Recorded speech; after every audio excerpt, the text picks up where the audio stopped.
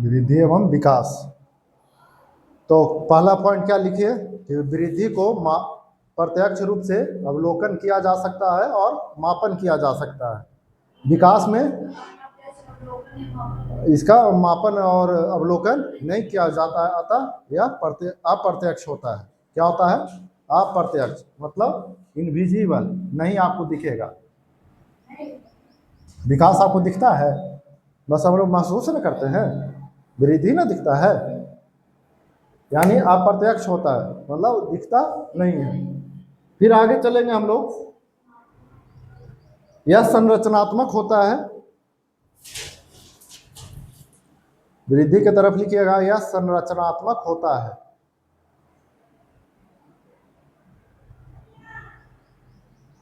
यह संरचनात्मक होता है, मतलब स्ट्रक्चरल प्रोसेस। स्ट्रक्चरल मतलब यह संरचनात्मक प्रक्रिया है, मतलब संरचना का जो बनाने में जो क्रिया प्रक्रिया होता है उसे ही हम लोग स्ट्रक्चरल प्रोसेस कहते हैं, मतलब संरचनात्मक प्रक्रिया कहते हैं। इधर है विकास की तरफ लिखिएगा, यह क्रियात्मक होता है, मतलब फंक्शनल। फंक्शनल यानी क्रियात्मक, क्रियात्मक होता है।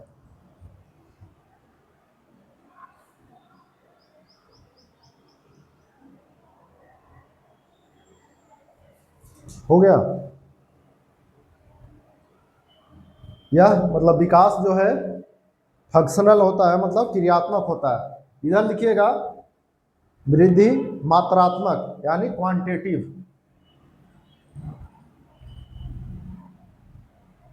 क्वांटिटेटिव यानी मात्रात्मक होता है, मात्रात्मक होता है।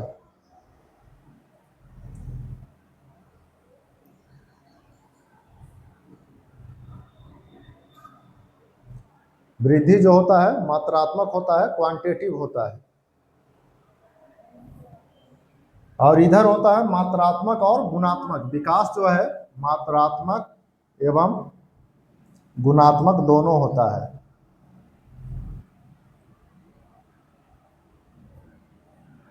इसको लिख लेंगे क्वांटिटेटिव एंड क्वालिटेटिव। क्वालिटेटिव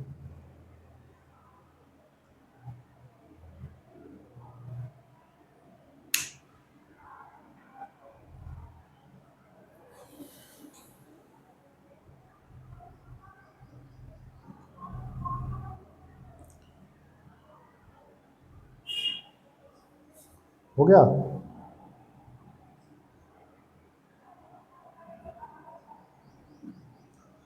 अब हम लोग करेंगे एक और, कि यह परिपक्वता आने पर, मतलब वृद्धि की तरफ लिखिएगा, यह शारीरिक परिपक्वता आने पर रुक जाती है।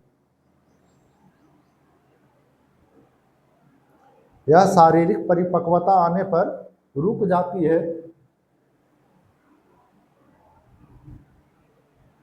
रुक जाती है, अर्थात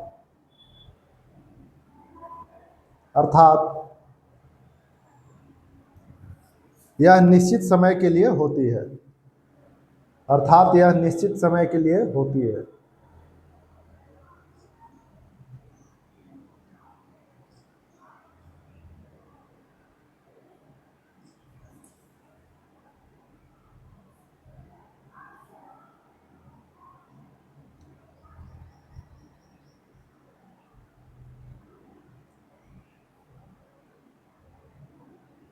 और इधर विकास की तरफ लिखिएगा कि यह विकास जीवन पर्यंत होता है।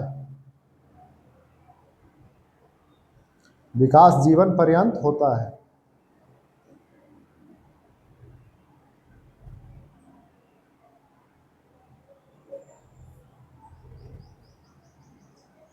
जीवन पर्यंत होता है, मतलब जब तक आपको मृत्यु नहीं हो जाता है तब तक विकास चलते रहता है।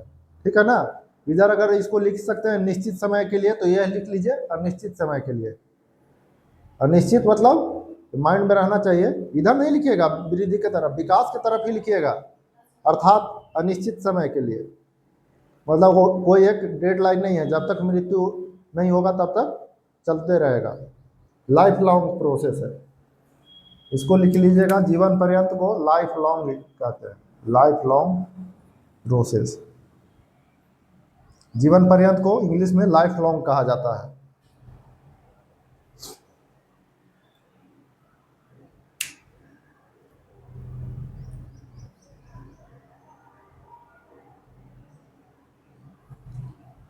हो गया, लिख लिया ना?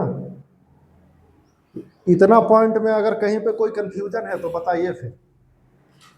जितना वृद्धि और विकास में अंतर लिखाए हैं, इतना पॉइंट में कोई कंफ्यूजन है तो पूछिए, फिर आगे बढ़ेंगे। फिर नहीं होगा तो कल पूछिएगा।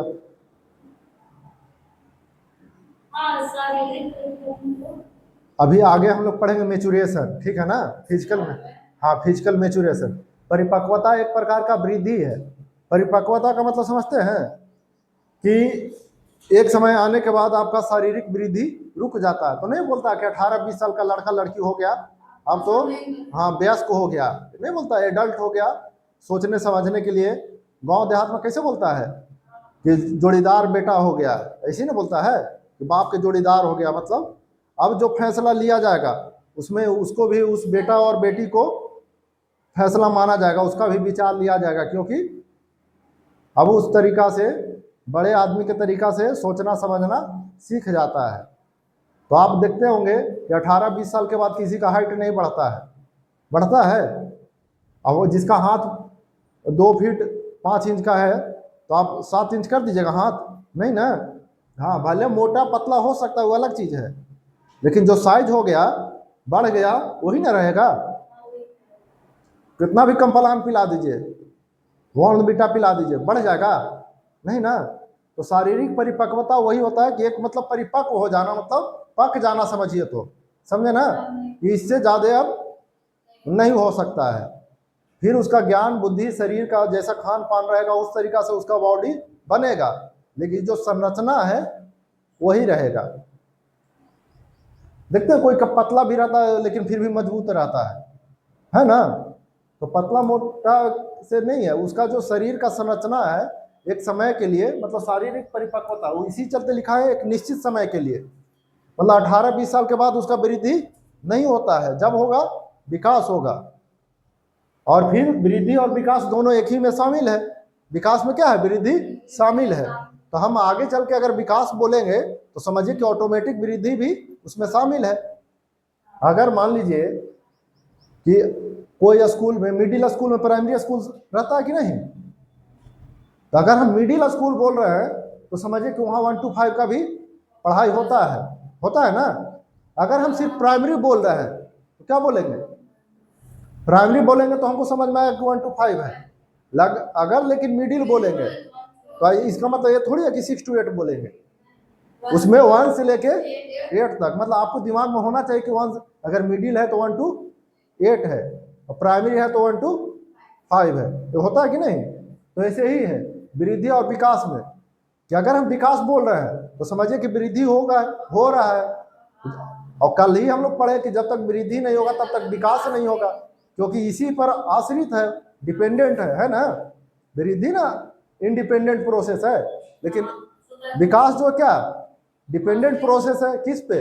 वृद्धि पे, ग्रोथ पे। जब तक वृद्धि नहीं होगा विकास नहीं होगा।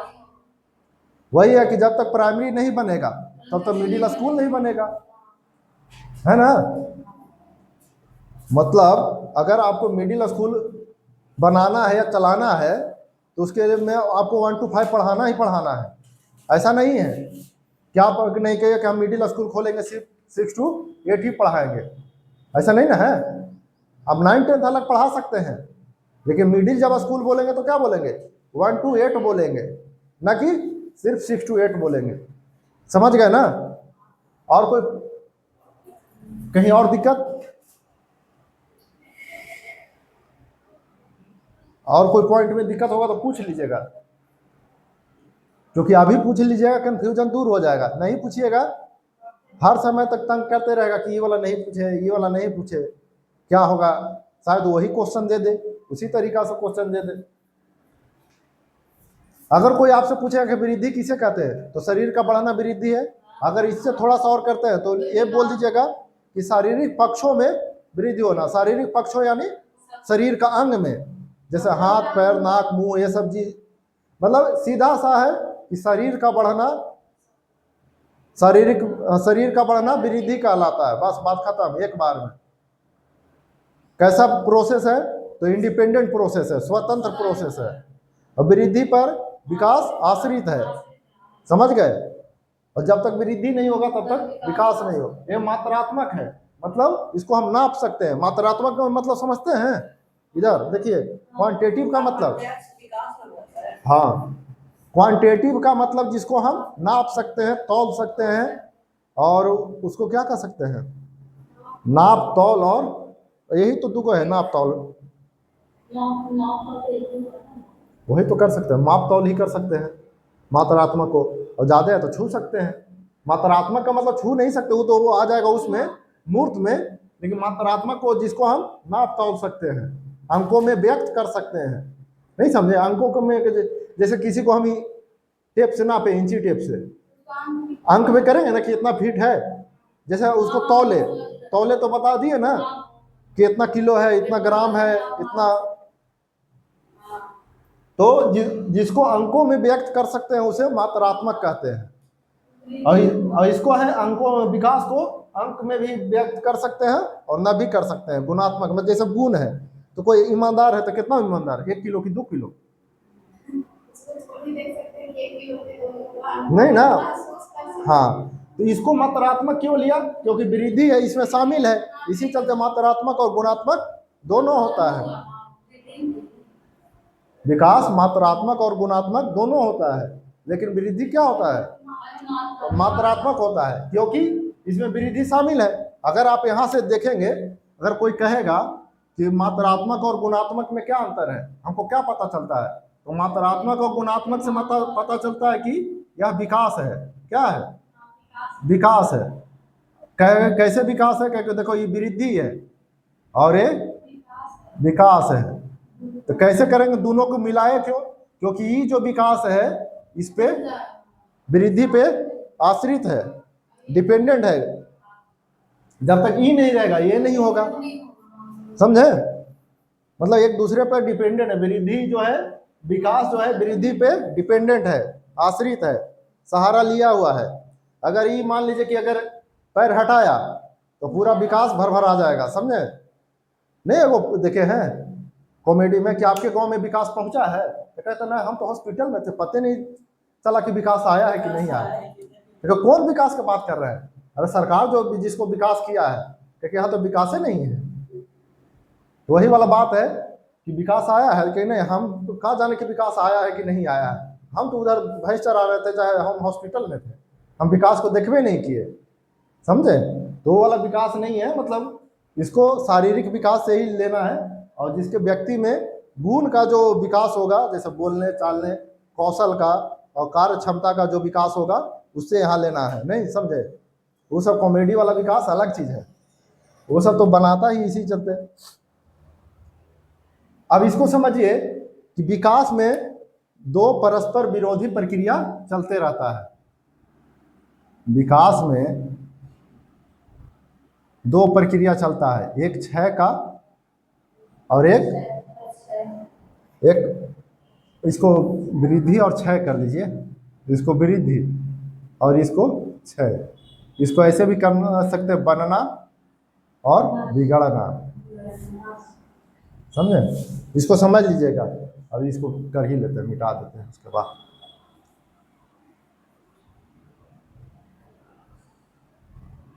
विकास में 2 परस्पर प्रक्रिया चलते रहता है हर समय, ऐसा रुकता नहीं है।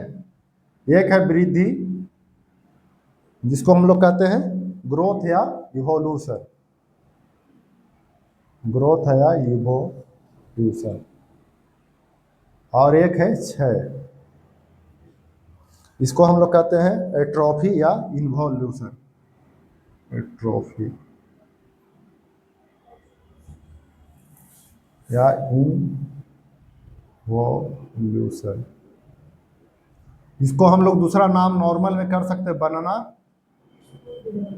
इसका हम लोग कर सकते हैं बिगड़ना।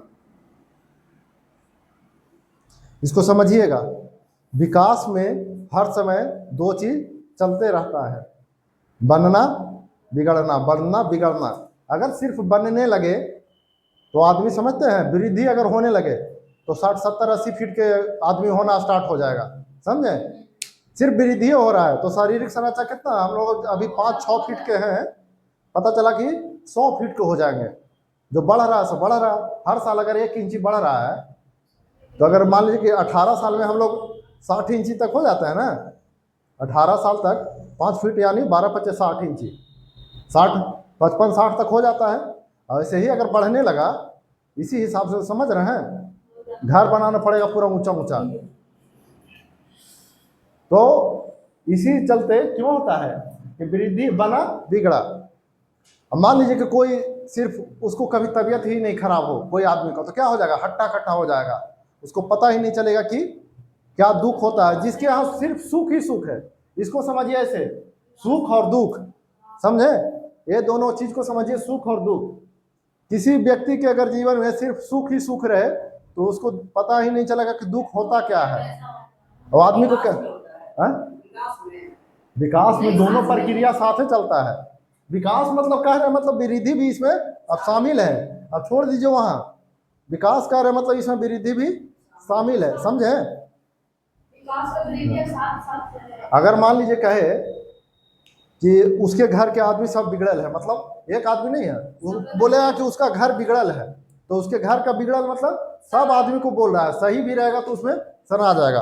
और ऐसा थोड़ी है कि उसके घर का सब आदमी होगा खराब, एक आदमी का ना होगा, लेकिन सना तो सभी जाता है। जौ के साथ घून पिसाने वाला है, मतलब अगर आप जौ बोल रहे हैं, अब जौ अगर पिसाया तो घून भी है, तो इसमें है, तो यही समझिए कि जौ का पिसा हुआ है, इसमें घून भी शामिल है, मतलब वृद्धि भी शामिल है, समझे। यही बोलता है जौ के साथ घून पिसाना। अगर आप विकास बोल रहे हैं तो उसमें वृद्धि ऑटोमेटिक शामिल है, क्योंकि कल ही हम लोग पढ़े हैं कि विकास में वृद्धि शामिल होता है, ना कि वृद्धि में विकास शामिल होता है, समझे। न्यू एरिया रफीगंज में है, ना कि न्यू एरिया में रफीगंज है, बात को समझे।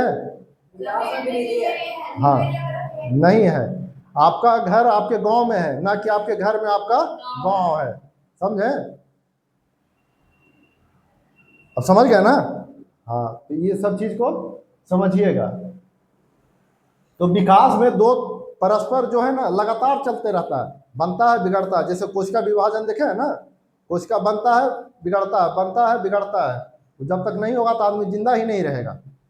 तो इसी तरीका से वृद्धि यानी बनना और क्षय, इवोल्यूशन इन्वोल्यूशन, ग्रोथ एट्रोफी, बनना बिगड़ना। तो मान लीजिए कि किसी के जीवन में सिर्फ दुख ही दुख है, तो कभी भगवान को मानेगा, किसी चीज को उसको अच्छा लगेगा नहीं ना, कहेगा दुनिया खराब है, दुनिया जालिम है, ये चीज है वो चीज है। उसके अगर जीवन में थोड़ा सा भी सुख आता है तो लगता है ना कि दुनिया सही है। अब किसी के पास सुख ही सुख है तो उसको लगता है कि ये सब जो दुख जो बोलता है कि हमारे साथ ये है परेशानी है, तो कहता है ये पागल है, झूठों को बोल रहा है, इसके दिमागे नहीं है, बोलता है ना। कोई आदमी के पास कोई बच्चा है 18-20 साल का, वो कभी देखा ही नहीं कि पैसा का वैल्यू क्या होता है, उससे जाके बोले कि हमको 100 रुपया जुगाड़ करने में बहुत मेहनत हो। क्या 100 रुपया, हमारे पास तो 500 है, कुछ नहीं, 500 1000 उसके लिए कुछ नहीं है। तो क्या तुम सही में गरीब है, या मतलब आपको नीचा दृष्टि से देखेगा, ये ऐसा है, ये लोग ऐसा है, समझे। तो इसी चलते अगर मान लीजिए कोई पैसा कमा रहा है कमा रहा है तो किसी को लगाएगा नहीं ना, उसके जीवन फिर एक बार नीचे आता है, जितना बिजनेस है सारा चीज ठप हो जाता है, फिर उसको लगता है कि नहीं अब फिर उठेगा, तो फिर कहता है फिर पूरा बिगड़ा, फिर धीरे धीरे धीरे फिर बनेगा। देखे होंगे आपके खानदान में, चाहे किसी के खानदान में, एक आदमी आया होगा पूरा रज के रख दिया होगा, एक बेटा वैसा आया होगा पूरा बर्बाद करके रख दिया, समझे। तो फिर ये लोग मेहनत करता है, दूसरा पीढ़ी तीसरा पीढ़ी फिर बनाएगा, फिर कर्म ऐसा होगा कि फिर एगो आएगा जन्म लेगा और फिर वो पूरा नाश के रख देगा। तो आदमी कहता कि पागल है, इतना संपत्ति ने उसको इसी चलते भेजा गया कि उसको नाश करना है, उसके कर्म में वैसा रहता है, समझे। तो कहता कि बनल बाप के बिगड़ल बेटा है, तो बनल बाप के जो है बिगड़ल बेटा नहीं है, वो आया ही उसी चलते है कि उसको जो है ना संतुलन बना दे।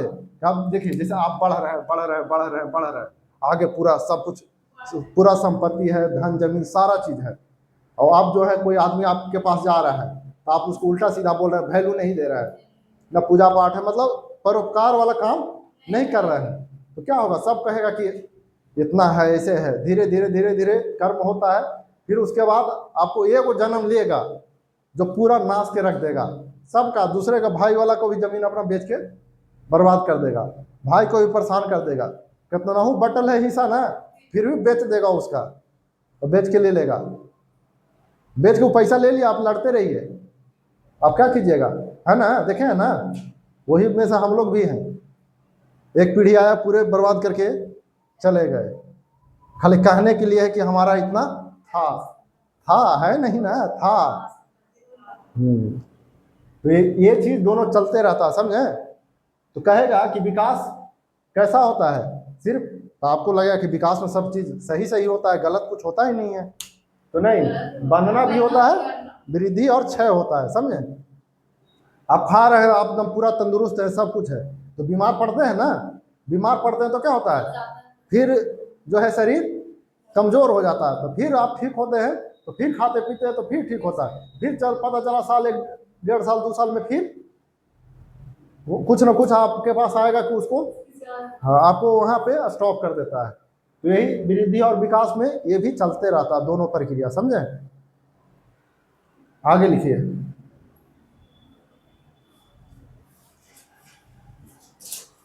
इसको लिख लीजिए।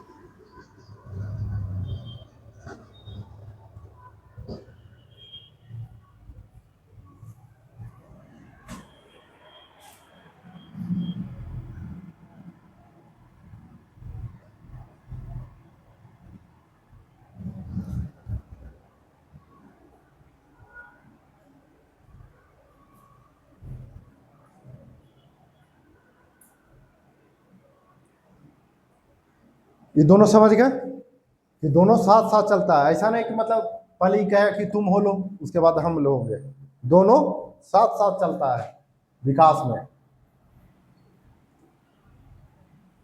और कहिए कि सर ये जो एग्जाम्पल दिया आप रियल लाइफ वाला, तो पहले वो बढ़ जाता है 2-4 साल 5 साल, वो आपको समझने के लिए दिए हैं, ना कि शरीर के विकास के लिए दिए हैं, समझे बात को?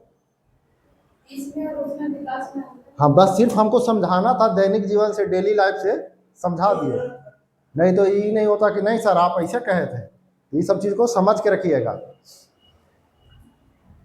देखिए विकास में परिवर्तन की एक दिशा होती है, विकास में परिवर्तन की एक दिशा होती है,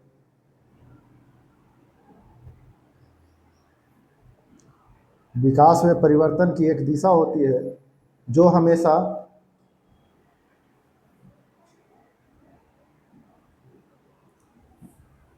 जो हमेशा पीछे से आगे की ओर चलती है। पीछे का लिखिएगा बैकवर्ड टू फॉरवर्ड, मतलब आगे से, पीछे से आगे की ओर, बैकवर्ड टू फॉरवर्ड।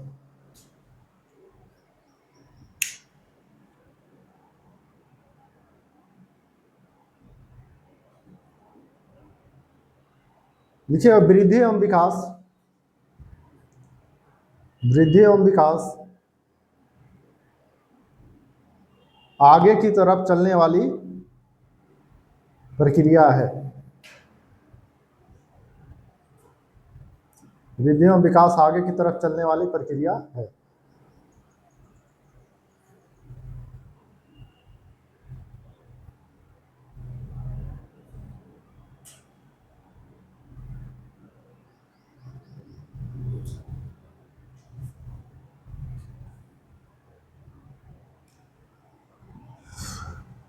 लिखिएगा एलिजाबेथ हरलॉक के अनुसार, एलिजाबेथ हरलॉक, एलिजाबेथ हरलॉक के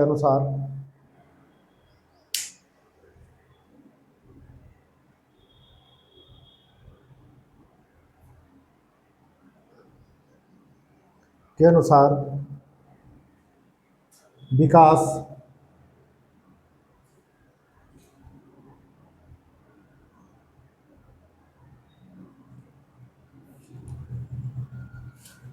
एक क्रमिक, उसको इंग्लिश में लिख लीजिएगा ऑर्डरली, ऑर्डरली क्रमिक, एक क्रमिक ऑर्डरली एवं संख्या पैटर्न में, नहीं संख्या नहीं, संगत है, संगत पैटर्न, संगत पैटर्न में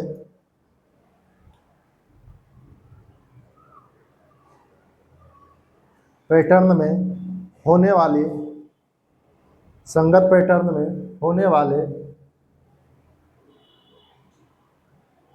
परिवर्तनों की उत्तरोत्तर श्रृंखला को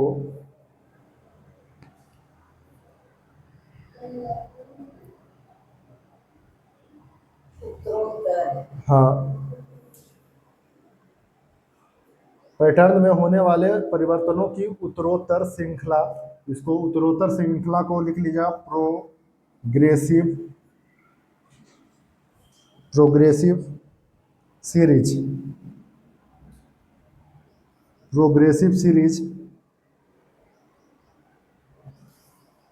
को कहा जाता है, को कहा जाता है।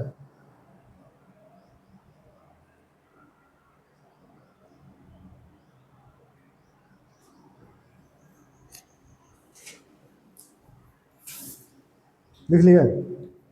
ये क्या कह रहे हैं कि एक क्रमिक ऑर्डर, मतलब एक क्रमिक और संगत पैटर्न में होने वाले परिवर्तनों की उत्तरोत्तर श्रृंखला को विकास कहा जाता है। एलिजाबेथ, प्रोग्रेसिव श्रृंखला का मतलब समझिएगा, विकास कहा जाता है, मतलब आगे विकास लिखा लिए तो लास्ट में विकास छोड़ दीजिए, अगर इधर नहीं लिखे हैं तो फिर पीछे लिखना। प्रोग्रेसिव सीरीज का मतलब समझिएगा कि जो है क्या कहते हैं उसको, एक मतलब एक के बाद एक होगा। उत्तरोत्तर का मतलब पहले अगर किसी चीज को पकड़ना सीखेगा, फिर मुंह में लेना सीखेगा, फिर धीरे धीरे धीरे धीरे, हाँ, उत्तरोत्तर का मतलब वही होता है, स्टेप बाय स्टेप, पहले छोटा चीज सीखेगा, फिर धीरे धीरे बड़ा सी चीज सीखने के लिए चला जाएगा। अब लिखिएगा एलिजाबेथ हरलॉक के अनुसार वृद्धि एवं विकास की 4 अवस्थाएं होती है। 4 अवस्थाएं या 4 परिवर्तन। एलिजाबेथ हरलॉक के अनुसार वृद्धि एवं विकास की 4 अवस्थाएं होती है, या इसको परिवर्तन भी बोल सकते हैं। वृद्धि एवं विकास की चार अवस्था। हाँ, या परिवर्तन भी लिख सकते हैं, आकार में परिवर्तन, change in size.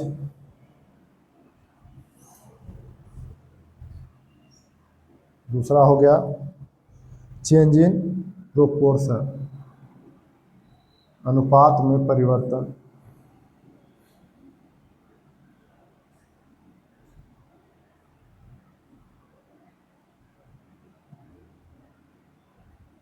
Proportion.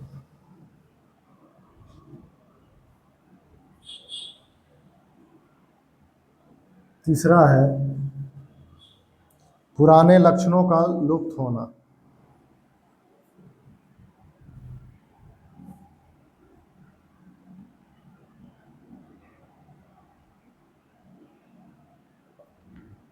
Change in, उसको कहते हैं डिसअपियरेंस।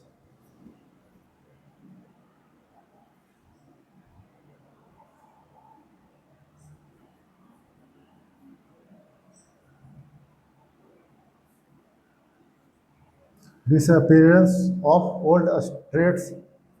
और चौथा है नए लक्षणों का प्रकटन।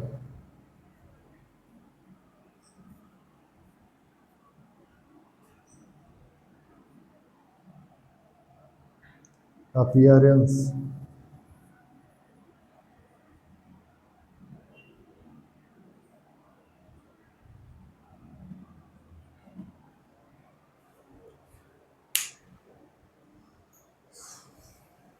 लिख लीजिए इसको।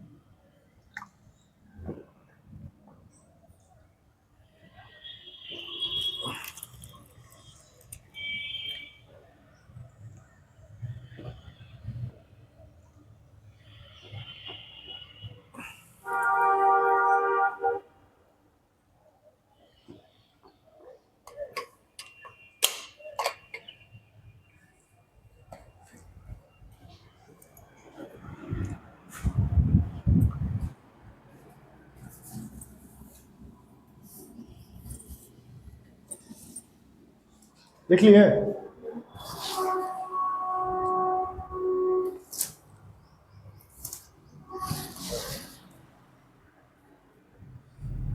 देखिएगा, एलिजाबेथ हरलॉक के अनुसार बताए हैं कि वृद्धि एवं विकास के चार अवस्थाएं होती है या चार परिवर्तन होते हैं।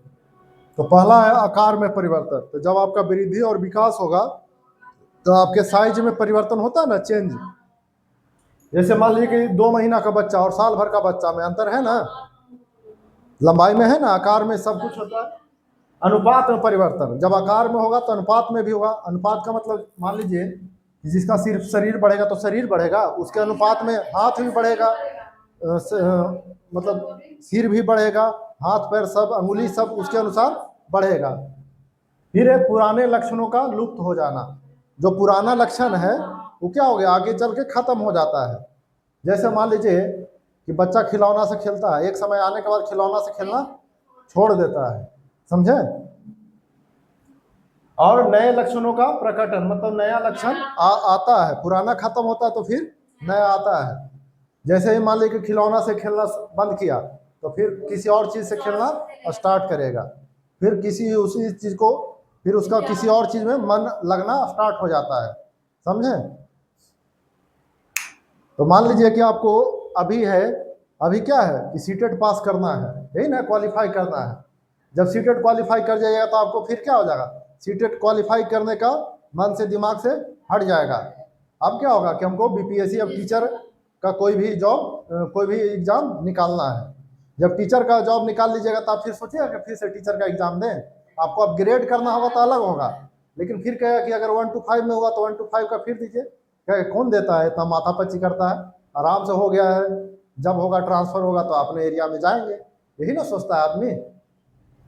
कि फिर सोचता है कि नहीं 1 to 5 में है तो 1 to 5 के लिए है, ऐसा नहीं ना। तो सेम यही में है कि नए पुराने लक्षणों का लुप्त हो जाना, मतलब आपको अगर हो गया एक समय के बाद, हाँ, जो टीचर में जिसका नौकरी लगा है उससे पूछे कि सीटेट के बारे में, या कहाँ पता हमको, क्या भुला गए, क्या होता था नहीं होता था, सब कुछ भूल गया। अब है नया नया चीज, जैसे मान लीजिए कि आपको जब जॉब में गए तो जनगणना करवाना है, तो जनगणना वाला चीज सीखिएगा, फिर जनगणना खत्म कर दिए, फिर उसके बाद वो भी भूल गए कि क्या किए थे, थोड़ा बहुत होगा। फिर आया वोट कराने का, तो फिर वोट में 3 दिन 4 दिन का ट्रेनिंग होगा, फिर उसको कीजिए, फिर वोट कराए, फिर खत्म, फिर पता चला कुछ सर्वे आ गया। जो जो नया नया नियम आएगा आपको सीखते जाना है, फिर उसको खत्म करते भूलते जाना है।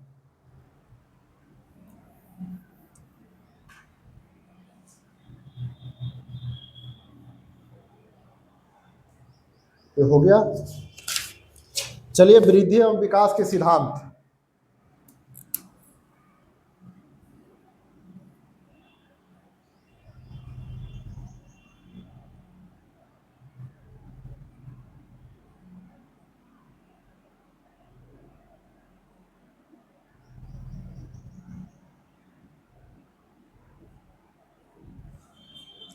देखिए, इसमें वृद्धि एवं विकास के कहीं कहीं देगा कि विकास का सिद्धांत, तो विकास का सिद्धांत मतलब वृद्धि एवं विकास दोनों का सिद्धांत है, समझे।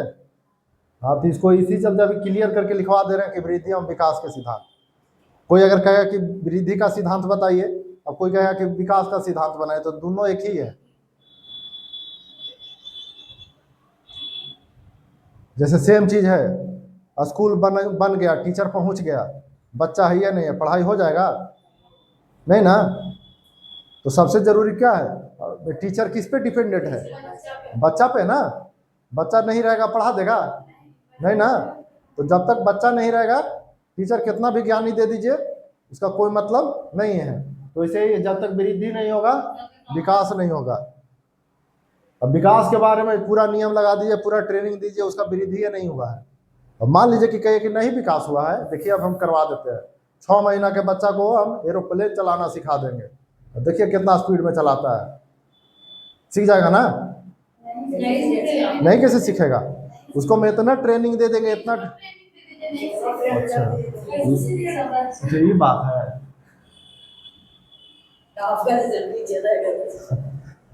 हाँ, तो कितना के खाली स्थान लिखवाए हैं अभी, देखिए ना, और के लिखवाएंगे अभी कि खाली स्थान कहते हैं। 2-3 वो लिखे थे। हाँ, वो लिखे थे नेहा,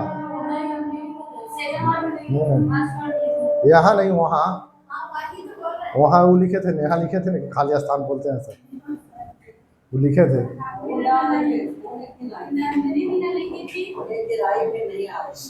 उनको कष्ट, अच्छा, अरे उनका भी, अभी उनका जो है ना इसके प्रति, सीटेट के प्रति, अभी जो है ना वो सीरियस नहीं हो पा रहे हैं। हाँ, वो जो है ना हल्के में ले रहे हैं। हाँ, सीटेट उसको उनको हल्के में ले रहा है कि अभी तुम्हारा टाइम नहीं। हाँ, अभी वो जो है ना उनको 2 बार मौका मिला, एक बार तो चलिए नहीं है, इस बार तो मौका मिला आराम से पढ़ने का, वो हल्के में ले रखे है, निकाल लेंगे ना, तो निकाल लीजिएगा, ऐसे ही पढ़ाना पड़ता है किसी चीज के लिए, तो खास करके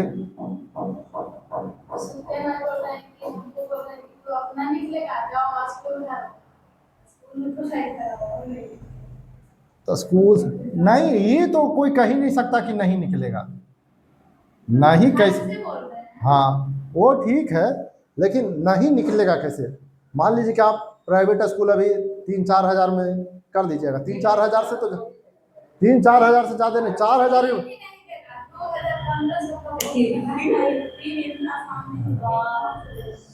3 अगर मान लीजिए कि 15 हज़ार अगर ठीक है। हाँ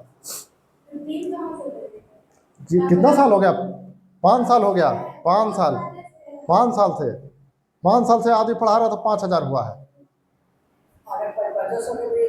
500 की कहाँ वृद्धि करता है, ज्यादा करेगा साल में तो 100 करता है, 150, 200 करता है, और क्या करेगा, 500 बढ़ा देगा। और आप बोल भी नहीं सकते हैं, मैनेजमेंट से आप बोल भी नहीं सकते कि हमारा बढ़ा दीजिए, कहे कि ठीक है जाइए। आप उस तरीका से रहिए तब ना, हम लोग ना पढ़वा लेते थे। हाँ देखिए, जब तक मैनेजमेंट को नहीं लगेगा कि इसके हटने से हमको दिक्कत है, तब तक वो फी थोड़ी बढ़ाता है। 2 दिन हमने क्या करते थे, इस महीना में गए मांगे कि हाँ कि कितना इतना ही, तो ठीक है 2 दिन बंद करके घूम रहे हैं इधर, फोन कर रहा तो फोन मोबाइल स्विच ऑफ। काहे दिक्कत है, क्या दिक्कत नहीं है, इतना दूर तो आवेंगे। तो बोला कि बोलता भी नहीं है, जैसे भी है। तो बोलने के लिए हिम्मत चाहिए, रिस्क पे ना बोला जाता है, रिस्क पे बोला जाता है, कैसी थोड़ी। प्राइवेट में रिस्क है कोई भी चीज में, आप पैसा बढ़ाने के लिए कर रहे हैं तो समझिए कि आपका नौकरी वहां से जॉब जा सकता भी है। हाँ हाँ वैसे ही बोला जाता है। तो हम लोग क्या थे अच्छा से डील करते हैं, मतलब बातचीत अच्छा से करते हैं। बस उसको उतना नहीं भरा करता है। उतना कम है तो उतना इंक्वायरी में तो इंक्वायरी है सर, जैसे कि कोई गार्जियन से बात, तो इंक्वायरी रह गया, डीएलएड काहे ला किए थे, इंक्वायरी पे बैठने के लिए डीएलएड होना चाहिए। वो अलग ही चीज है, वो वहां डीएलएड थोड़ी है, सरकारी में इंक्वायरी वाला है भर्ती, वहां से डीएलएड का मतलब है, लेकिन वो उनको यूज कर रहा है इंक्वायरी के रूप में। अगला आदमी यूज हो रहा तभी यूज कर रहा है, जो रिसेप्शन पे रहता है ना वो सबसे ज्यादा पैसा लेता है कहीं पे भी। वहाँ सबसे कम मिलता है।